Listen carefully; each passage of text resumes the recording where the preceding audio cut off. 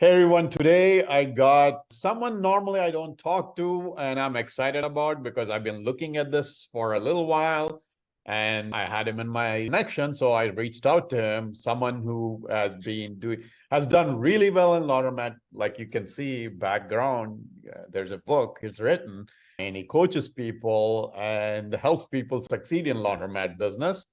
But I'll let him kind of explain his background. He's in Ohio right now. Dave, kind of give you a background, obviously your experience in laundromat business and how you help people and all that stuff. So Sure. Yeah. Well, thanks for having me, Arju. So I'm in Cincinnati, Ohio, as you mentioned. That's where I'm located with my family here. So I got in the laundromat business back in 2010. I left my corporate career, decided I want to be an entrepreneur, like a lot of people are today. I bought my first rundown, dumpy laundromat, just like the stereotypical laundromat you would think it would be. Most of them are, unfortunately. And truth is, pretty quickly fell in love with the industry. Over the next 7 or 8 years, I acquired 4 stores.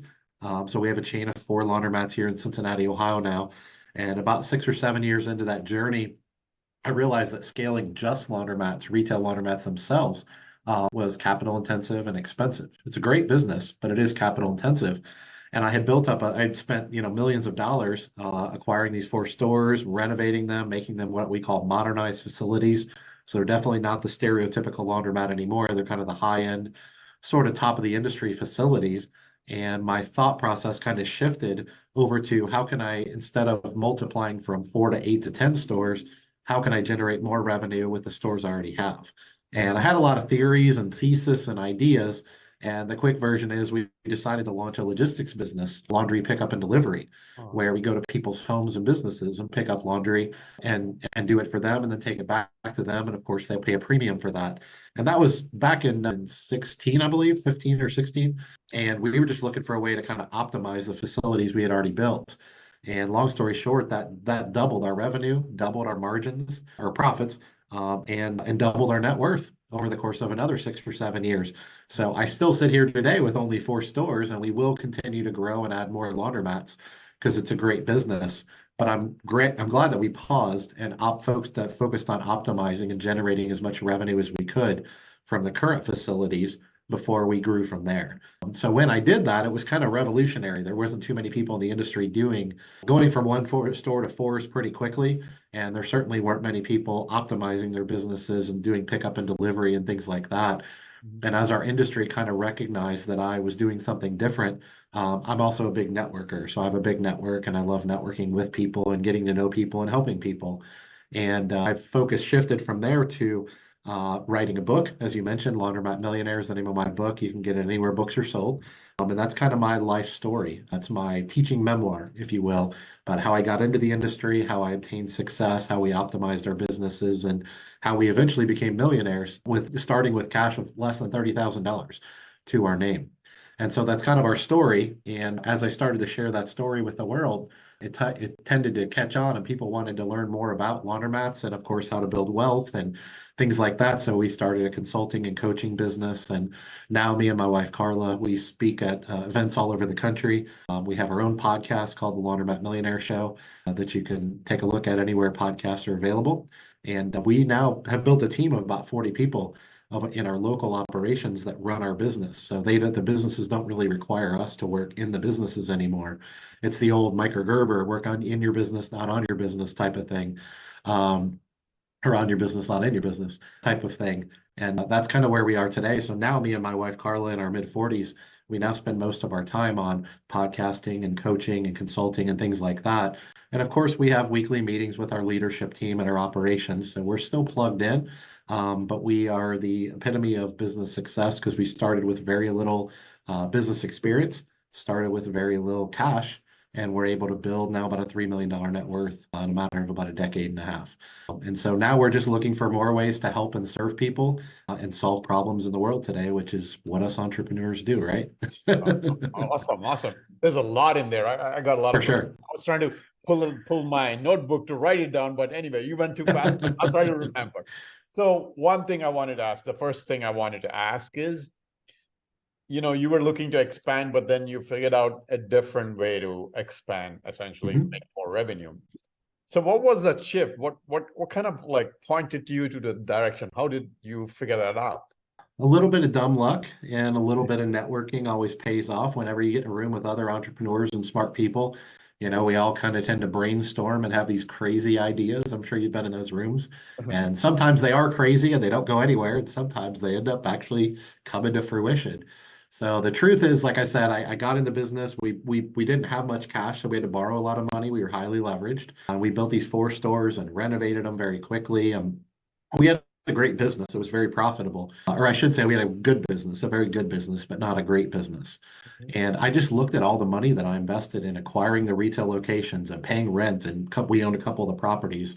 So paying mortgages and things like that, and paying my equipment loans and things like that. And I said, okay, how can I maximize, before I grow to more stores, I want to see if I can maximize the money I can generate from the stores I already have. So, with fixed expenses like a equipment payment and a mortgage payment and a rent payment, things like that, if you can generate twice the revenue from a 5,000 square foot laundromat, your profit margins go through the roof because your rent doesn't change just because you generate more money. Your utilities change because that's one of the businesses we're in, is a utilities business. But the truth is, even our labor to a certain extent doesn't change drastically. And so I was under this thesis, this idea, how can I make this equipment turn more times per day? That's kind of one of the data points, that KPIs that we track in our industry, is what they call turns per day. So you have this commercial equipment and it's made to run 24 hours a day. That's how it's built. It's very robust. It's not like your washer and dryer in your home. They're built to run all day, every day. And there are some inner city, densely populated, high volume laundromats that are out there in the world that are doing 10, 15, 20 turns a day, which means every machine, someone pays to use it 10, 15, 20 times a day. But these are very rare. These are the big LAs and New York cities of the world, the big cities. And here I am out in the suburbs, about 30 minutes out in the suburbs of Cincinnati, Ohio, which isn't a huge city. And so we were doing well, but we were doing like 3 or 4 turns a day. And I'm thinking, okay, well, if a washer takes about 30 minutes to run a cycle, a commercial washer, it takes about 30 minutes to run a cycle, and I'm doing 3 or 4 turns a day, which means people pay 3 or 4 times a day to use that washer, then that basically means 22 hours out of every day, that equipment is just sitting there doing nothing. And I wanted to try to figure, I had read a lot about like vertical integration and things like that back then. And so I'm trying to figure out what is the thing. And I looked across my industry and nobody was really doing anything. And truth is, I went to the Clean Show, which is our trade show for the laundry and dry cleaning industry. And I met a gentleman back in 2015 that had started a laundry pickup and delivery business.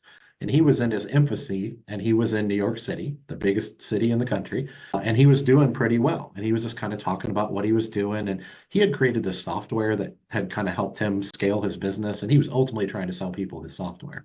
Long story short, I stood in his booth for 4 hours one day and just picked his brain and talked to him about what he was doing. And it was kind of a crazy theory. A lot of people thought he was kind of nuts. And I left that day and said, okay, that's what we're doing. I don't know if it'll work, but that's what we're doing. And we spent the next 6 or 7 years trying to learn how to launch the business, eventually learning how to scale the business, and eventually learning how to optimize the business, how to tweak it, and make all these little small micro pivots to make the business more profitable and be able to service more people. And the good news is I'm happy to report that it can be done. And that's a big part of what we do in our coaching and workshops, is teach laundromat owners not only how to get into the industry and how to build a laundromat or buy a laundromat, but ultimately how to optimize the laundromat. And that could be through pickup and delivery, but it doesn't necessarily have to be. In fact, now we even have workshops that we teach here in Cincinnati in our facilities where people fly in from all over the world. And we teach them how to grow their business, just taking it where it is today and how to grow and optimize the business. And sometimes the business is fully optimized, and the answer is you need more stores. And that's fine. We'll go that route. But one of the things I've learned about our industry is it's real capital intensive. And so when people get into the industry and they buy one store and it's profitable, moderately profitable, then the first thing they do is go try to get 10 more stores. And I'm like, wait, what if that's not the best way to scale? Like, that's a good way to scale. What if the best way to scale is to optimize the store we have right now, our stores? And then once we've maxed those out, then we can acquire more stores and optimize those too. And when you do that, it honestly tripled our net worth by doing that. And we didn't have to go pay more mortgage payments or rent payments. We didn't have to buy more buildings. We didn't have to even buy more equipment. It was all just leveraging the equipment we already had in our store. So now we're known for kind of being, operational experts in the industry. And that's why people come to us for coaching and things like that. Awesome. Well, I'll go back to a question, I guess, based on what you're saying. Something else trigger for me is seems like, you're talking about the solution, problem solution, figuring out solution. And one of the things always, one of the things I've learned is when you're looking for answers, usually you'll find them because your mind is open. It seems like that's how Right. you, like, you were looking and this guy talked. Most people thought they were crazy. He was crazy, but then for you, like, that's there, right? So going back to the whole business aspect, right? You were in corporate world. I forgot, I don't know if you mentioned what job you were working on, but how did you like go on to Laundromat, and with very little capital, like you mentioned, what like kind of made you jump to that one? If you can, I guess, give Yeah, us. there was really two reasons. One of them was we didn't have much cash. And so I needed to acquire a business that was run down and in kind of bad shape so I could buy it cheap, right? Because I didn't have a lot of money. And I had to buy something that I thought I could turn into something, a better version than it was. I didn't want to just buy a terrible little business and run a terrible little business. And so that eliminated a lot of them. And of course, a lot of businesses that are for sale in all industries today are more turnkey. And of course, when they're more turnkey, they're going to be more expensive to acquire. They can be great investments, but that just wasn't where I was financially. Because we didn't have a lot of cash to invest, I knew I'd have to buy something and put a lot of sweat equity and a lot of blood, sweat, and tears in it to kind of renovate it and turn it into what I wanted it to be. So in the meantime, I knew for a short period of time, I'd need to also keep my full-time job. And so the other thing was I was looking for a business that was pretty flexible. A lot of businesses aren't flexible for the business owner. You got to be in there, you got to work 60, 80 hours a week. Peak season, you got to work more sometimes and things like that. And a lot of people think the laundromat industry is this passive business where you just show up and collect your money, and that's ridiculous. It's not the case at all. It's a business that has to be run like any other business, but it is unique in the sense that it's very flexible. So those are really the two things I loved about it. Was there just happened to be a laundromat a couple miles from my home for sale, and it was in terrible shape, so it was fairly inexpensive. And I looked at it and I understood the community, and I didn't know anything about the laundromat business, but I had studied business, books and things like that. And so I looked at just the laws of supply and demand. And I looked at every laundromat within a 20-mile radius of this store, and they were all in terrible shape. And I thought, well, I'm not the smartest guy in the world, but I think if I buy this one and they're all awful, and I fix this one up and make it really nice, and of course, raise prices and serve people in a better way than they're used to being served through their local laundromats, it just seemed to me like I would do well. I would win, right? And I didn't really know the math or the science or understand the industry. It just seemed kind of logical to me. And man, was I in for the ride of my life, because I have found my life's calling for sure. Awesome. Well, let's dig into the numbers a little bit. Let me talk. So I mean, if you can run, obviously, if you're in LA versus Cincinnati, numbers might be different. But, average, what would you say a person, someone new, let's say me, trying to get into laundromat business, how much should I be expected to, pay for it? Not in the greatest shape, but mid-level. Let's not go with the awful one, right? Something in the middle. What is the minimum investment you think somebody should bring in? And then what's the potential revenue on it? If you can, I guess, Sure. knowing that it's like Yeah, not. I mean, if we're kind of hitting kind of the middle of the industry, I mean, obviously there are laundromats out there that don't make any money, right? Right. And they're not ultimately not really worth anything. And there are multi-million-dollar laundromats, which I own some. And those are the two ends of the spectrum. Somewhere in the middle, it really depends on how you want to enter the industry. If you don't want to enter at the bottom of the industry like I did, but you don't want to enter at the top, like a brand new $2 million laundromat, something in the middle would probably be something along the lines of $300,000 to $500,000. Maybe not 100% turnkey, but a established business that's serving the market well. The return on investment depends on your cash. If you're comfortable leveraging then you can get a better cash on cash return, of course. But as a general rule of thumb, the margins in the industry are about 30-35% if you're running the business really well. Now, those probably aren't average margins. Those are average margins for people that operate at the top of the industry. And I don't necessarily mean the nicest store, I mean the best operations. So one of the things a lot of people misunderstand about our industry is they think, If you have a nice facility, you make a lot of money. If you don't have a nice facility, you don't make a lot of money. And those things are not always true. There are nice, beautiful laundromats that were built in a market that can't support a $2 million laundromat. Right. And so they lose money. And there are laundromats in very average markets, but they're the only laundromat in town that actually does a decent job serving the community. And if you walk in, they're not fancy, they're nothing special, but they're functional and they work and they serve the community really well, better than anyone else around. So one of the things I always tell people is the laws of supply and demand are undefeated. And so if you just look at it through that lens, how densely populated is it? How many people live in that market? What are the demographics like? How many people need a laundromat in any particular community? And then, of course, the business model is a factor. Are you just going to run what we call a plain Jane self-serve laundromat that just sits there all day and waits for people to come in and pay to rent machines? Or are you going to try to optimize your business? And are you going to invest in workshops and conferences and coaching and things like that to really fully maximize the potential of that building and that business? So to give you an idea, what I recommend people do is when it comes to a cash investment, if you figure that $300,000 to $500,000 window for a beginner to get into the industry, the financing companies usually look for about 30% down. Sometimes it can be a little more, sometimes it can be a little less if you use an SBA loan or something like that. The terms can change a little. But as a general rule of thumb, what I tell people is the cash on cash ROIs on the lower end tend to be in the 20% range, 25% range. And on the higher end, they can be with what's called an infinite return, meaning you can either invest no cash to begin with and just fully leverage it, which is, of course, a little bit more risky. But I know people that have done that, and I have done a store like that. And if it ultimately is successful, it can be a great investment for you. But a lot of it depends on what you're comfortable with debt and leverage and risk and all those different things.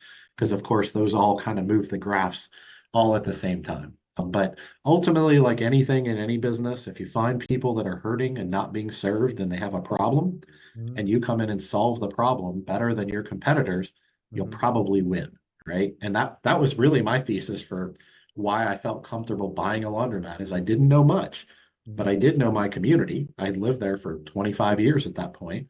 I knew my community and it was growing. It wasn't shrinking, so I wasn't worried about that. There was 9 laundromats in a 20-mile radius out in the suburbs of Cincinnati, and nobody was serving people well. And I was just like, I wasn't born yesterday. It just seems like people want to be served well. And quite frankly, they're typically willing to pay a little bit more of a premium for a better facility or a better level of service, whether that's a restaurant or a pool hall or an arcade or a laundromat. And so that was my thesis, and it turned out to be completely true. Gotcha. Awesome. Yeah, no, that's I was going to ask, like, what do you mean by the better service? I think you kind of explained there. Awesome. So, going back to your coaching, right? So people, when they come to you, if obviously coaching is one part, are you also offering essentially helping them systemize operating it for consulting fee or something like that? Do you also do that, or you just stay away, just go with the purely coaching part?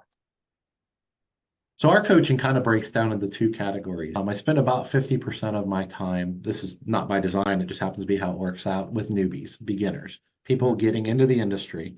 And they all pretty much have the same problem. How do I find a laundromat? How do I value a laundromat? How do I finance a laundromat? Can I get to the closing table? Can I get the keys and get this thing to be my baby, right?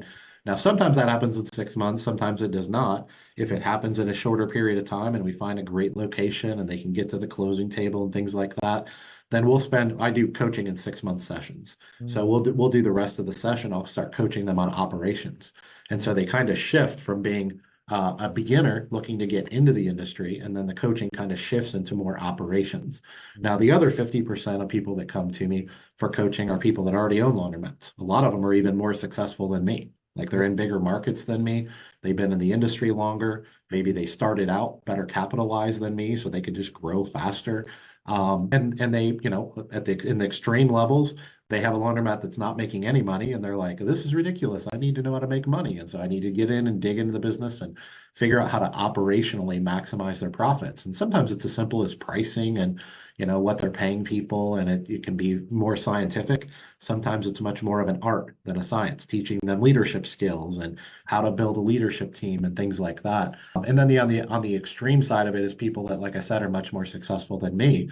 And a lot of times we just help them optimize their business. They already have a business that's a really good business. And we're just going to help them squeeze that last 10, 15, 20% out. And that definitely seems to be more systems and processes and team building and management structure and bonus structures, incentives, and things like profit sharing, things like that. So it's one of the things I love about the coaching is I do it all one-on-one.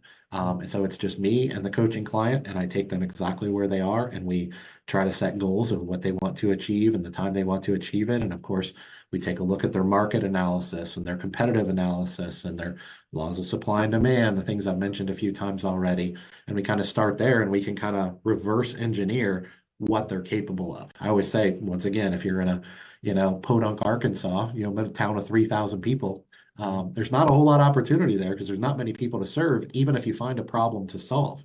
Where the opposite can also be true. If you're in a big enough market, you can honestly really be not even that great at what you do. And if it's just the laws of supply and demand are tipped in your favor and no one's really that great, then you can honestly make a lot of money being pretty average. And that's one of the things that kind of drives and motivates me. Because one of the things I love about the laundromat industry is that it's a vital community resource, right? This is a business that is needed in every community in the country. Most people that are in business or in a community even don't understand that. And I didn't understand it when I got into the business. I was just trying to make money. And very quickly, I learned by taking a laundromat that was in really bad shape and fixing it up and making it really nice. Man, the community just magnetizes themselves to you, and they just are so grateful and they love you because not using a laundromat isn't an option for most people. And so, how they use it or where they use it or how poorly it's run, once again, if there's 9 laundromats and they're all in terrible shape, then you have a choice of 9 terrible laundromats, but you're probably not going to drive an hour to a nice laundromat, right? And so that was one of the things that I kind of fell in love with about this industry is that, yeah, it's nice to make money and that's fun and all, but at the same time, like I've always been the type of person that I'm on a mission, right? I believe I'm put here on earth to make a difference. I want to leave the world a better place than I found it. And I don't want to get up every day and just do whatever and make money. Some people, that's okay and that's fine, but that's just not how I'm wired. And so one of the things I fell in love with is that when I take over a laundromat and I optimize it, take it from 80% to 100, or even take over a horrible laundromat and take it from 0 to 50% maybe, I'm serving that community, or I'm helping that coaching client serve the community in a better way. And then when we talk about vertical integration, serving other customers out of the same facility, okay, well, I did service 150 customers a week. Now I service 500 customers a week. And they might not all be low income. Some of them are really wealthy when it comes to pickup and delivery and things like that, but they still have a need. And I'm just solving a different problem for them that happens to be in the same industry. And that's where we get into optimizing our business. And that's where profit margins and leveraging your facility and things like that can be really profitable. So that's what I fell in love with. One of my mentors told me a long time ago, the more and the better that you serve other humans, the more money you'll make as a result of that. And they compared kind of business to just being a game. And they said the better you play the game, the money is just a way of keeping score. And of course, most business owners wouldn't play the game for no money, right? Like this is how we make a living and part of the motivation. But for me, it's not the only reason. Some people it is, that's okay too. But for me, I need some type of internal, intrinsic satisfaction out of knowing I'm making my community a better place. And I've just never seen a business that's so lucrative financially on one end and so intrinsically valuable and touches my heart in a way to feel like I can really serve my community in an amazing way. I always say, like, I probably at this point would do it if I didn't make any money. Of course, in the beginning, I wouldn't have because I needed money. But now I've just fallen in love with the industry and serving and helping others. So this Laundromat Millionaire platform that we've built, which is not just coaching, as I mentioned, it's workshops and we have partnerships, and we've even launched our own digital marketing company and partnered with ADP payroll services and different companies like this to help bring more resources and more value to independent laundromat owners and help them run their businesses in a better way. Some of the things that are on our website are completely free. Our podcast is free for that matter. And we have a blog that's free and some downloadables that are free and a Facebook group that's free and different resources. So we're trying to bring resources at a lot of different levels. Some of them, of course, are expensive and paid services. Some of them are completely free. And what we're trying to do is serve the laundromat community, the independent laundromat owners that go out and serve their community every day. We're trying to serve them in the same way that we serve our local customers here in Cincinnati. So we're trying to make, I have a tagline I call it elevating the industry, because our industry is known for being kind of old school and antiquated and mom and pop and archaic and backwards and not very good at what we do, quite honestly, as an industry. And I've found the same level of passion for elevating that community, the laundromat industry, as I do my local community and the people that live in Cincinnati, Ohio. Awesome. There's a lot of information there. So I think you said, I don't know if I have, I can delve into it, but probably it's, you said a lot there. So best way, probably get more information from Dave is go to his YouTube and podcast. I'll be posting, I'll get all that information. I'll be posting that along this videos or wherever you're going to see this video or podcast, whatever you're going to see. I'll post all the links so you can go, look at it. Obviously, there's the book. You can download it and get it. So with that being said, Dave, I got last 3 questions, which I ask everybody. Other than your book, obviously you can recommend your book. Other than the book, what's your favorite book that you would recommend anybody to read? If we're talking business books, there's a few of them, but I think my favorite would be Michael Gerber. Oh my gosh, now I'm drawing a blank. The E-Myth. Okay. Because it teaches small business owners kind of how to organize, and most small business owners, most small businesses that are successful because of the work ethic and the grit and the sacrifice of the owner. Right? There's other people that are there to support them. I'm not saying they do it alone, but the truth is that entire business would collapse in like 5 minutes if the owner didn't show up every day and do what they do. And by the way, nothing wrong with that. But what Michael Gerber taught us, and I didn't always understand, is that every business is scalable and you can systematize it and you can build a team of leaders and managers and you can empower them to serve the community. And that what you can do is back out of the business. When you back out of the business operationally, you're not abandoning the business, right? This is not a passive business. You're backing out of it, and that allows you to lead the business, the vision, the marketing, the growth, the scalability, those things, while you put people and organizational processes in place that just repeat themselves over and over and over again. Gotcha. A lot of people think that's only possible through franchises. Franchise is a great example, but it's not only possible through franchises. Us independent business owners can do that too. And I didn't used to know that until I read that book. And I've probably read it 5 times since then. Awesome. Yeah, I like to remind myself. Gotcha. Yeah, no, I agree with you 100% this about systems and all that stuff. That's one of my favorite things, to think about and talk about. Awesome. Well, I think this answer probably people figured out if they watch the podcast or the recording. But what inspires you to get up and do what you do every day? People, for sure. I'm a people person. I love building relationships with what I call good humans. And I realize not all people are good humans, unfortunately. I wish we were. But people that just get up every day, we're not perfect. We just try to do good stuff. We're trying to serve others. We're trying to be sacrificial in our own ways. And yes, we're trying to support our families. And there's nothing wrong with that either. That's what I get up every day. So whether it's the local communities, people that just need a vital community resource like a laundromat to serve them and to have hygiene and clean clothes and things like that in what we call a modernized facility, or if it's serving the entrepreneurial world, business owners, and helping them to get started in the industry and not get ripped off, and how to scale the business and how to optimize the business. I like helping people and solving problems for people. I always say, I don't know if we're born to be an entrepreneur or how that works exactly, but I can't imagine doing anything else with my life. Awesome. Well, the last question is one tip. You can only share one tip, because I'm guessing you have multiple tips, but one tip that has helped you, business or professional? I mean, professional or personal, it doesn't matter, right? That has helped you, that can help others. Yeah. I think this applies to personal and business, but I'll use it for business, is delayed gratification. We in the personal finance world, which I also love studying, they use the term compounding interest. right? If you invest in this, it compounds, and then you make 5%, and then you make 5% on 5%, and you make 5% on 5%. Well, the same is also true if you take it at the financial picture out and you talk about education, like attending conferences and workshops and networking and listening to podcasts like yours and things like that. Those things compound. And then what also compounds is making good decisions, right? If I make a series of bad decisions, that Yeah. compounds and usually ends up in a really, really bad place. But if I make one bad decision, it's usually not too bad, right? Well, the same thing is true of making good decisions and good choices and things like that. And so I've just, whether it's my personal life or my business life, I live by a motto of I just want to be better tomorrow than yesterday. That's it. I just want to get up every day, and I'm not competing with you. I'm not competing with anyone else. I'm not even competing with my local competitors, or if anyone else does coaching in the laundromat space or whatever. I see them as my friends. We collaborate. I don't see that as competing. I'm only competing with yesterday's version of Dave.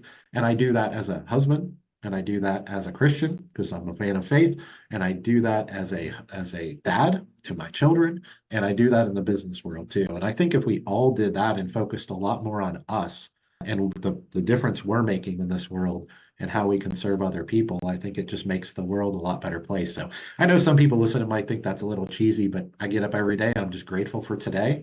And I just say I'm competing with yesterday's version of Dave Menz. Awesome. That's a great tip. That reminds me, somebody was telling me when I read a lot of books and all this, I'm like, already know a lot of stuff. What do you need to know? I'm like, no, I'm not like trying to, compete with something. No, I'm just Yep. trying to improve every day. That's Yep. all I care about. Mhm. Awesome tip, Dave. All right. Like I said, mentioned, if you're looking into laundromat business or in the laundromat business and you're looking to optimize all that stuff like Dave shared, reach out to him. I'll be sharing all this information. Obviously, you can see the book right behind. If you're watching on video, you can go get his book. That's one way.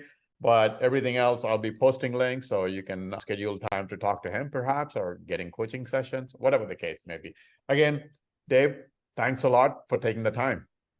Thank you for having me. Appreciate it.